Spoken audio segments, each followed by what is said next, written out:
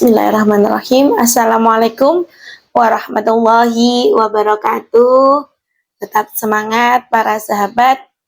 Kita belajar kajian fikih bukan untuk siapa-siapa, untuk diri kita dan keluarga kita.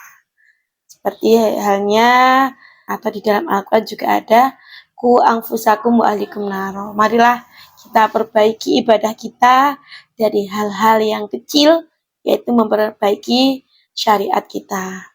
Bismillahirrahmanirrahim. Qala mu'alifu rahimallahu ta'ala wa nafa'na bihi wa fi ulumihi fid dharaini amin amin ya rabbal alamin. Faslun aihada faslun utawi iku fasal suci wa siwaku utawi siwak iku mustahabun dan sunataken fi kulli halin ing dalem saben-saben tingkah. Ila ba'da zawali kejaba sakwise srengenge liso imi kedue wong kang poso. Wa utawi fi salasati mawadi'a ing dalem telu pira-pira panggonan iku asyadun den sunahaken ahaduha utawi salah sijine salasa iku inda taghayyurul fami ing dalem nalikane wahe cangkem. Min asmin saking meneng wa ghairihi lan liyane wa indal qiyami lan ing dalem nalikane tangi minan naumi saking turu wa indal qiyami lan nalikane jumeneng ila sholati maring salat. Sini menerangkan tentang bab siwak. Siwak itu apa? Apakah sama dengan kita sikat gigi? Siwak itu adalah kita membersihkan gigi kita itu memakai kayu siwak. Itu kalau letter leg-nya seperti itu. Tapi kalau dikiaskan siwak itu kita gosok gigi seperti itu. Tergantung kita memaknai makna apapun selama hukum asalnya itu tidak berubah ya nggak apa-apa. Maksudnya mau dimaknani siwakan ala Rasulullah atau siwakan ala modern yang intinya adalah membersihkan gigi. Namun yang paling diberikan kesunahan ya seperti Rasulullah. Kita punya kayu siwak, itu setidaknya kalau kita bersiwak itu menggunakan itu. Kalau jadi guyonan, teman-teman itu seperti ini, seringnya kalau kita bahas siwakan. Aku itu kalau pakai siwak itu kudu mudah. Nah, itu juga ada. Namun kembalikan ke diri masing-masing. Kita nggak terlalu terlek, maksudnya kaku banget bahwa siwak itu harus pakai apa? Itu enggak. Yang terpenting siwak itu kita intinya membersihkan gigi kita. Kenapa? Dengan mulut kita. Karena ternyata mulut itu kalau tidak sehat itu juga sangat membahayakan karena semua makanan yang lewat yang masuk ke perut kita itu akan melalui mulut ke perut kita itu lewat mulut kita.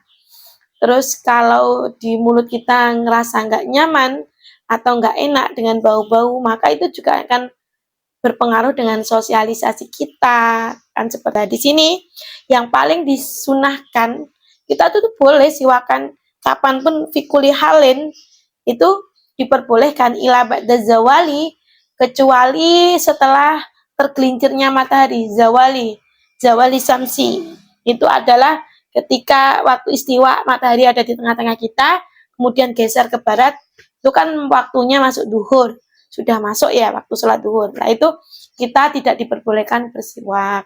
Kenapa? Bagi orang yang berpuasa itu adalah tengah-tengahnya. Kalau kita lihat film itu intermezzonya, tengah-tengahnya. Jadi waktunya tubuh kita itu ngelak-ngelaknya, waktu tubuh kita itu butuh asupan dan sedangkan kita dianjurkan tidak memasukkan sesuatu di lubang-lubang tubuh manusia seperti itu.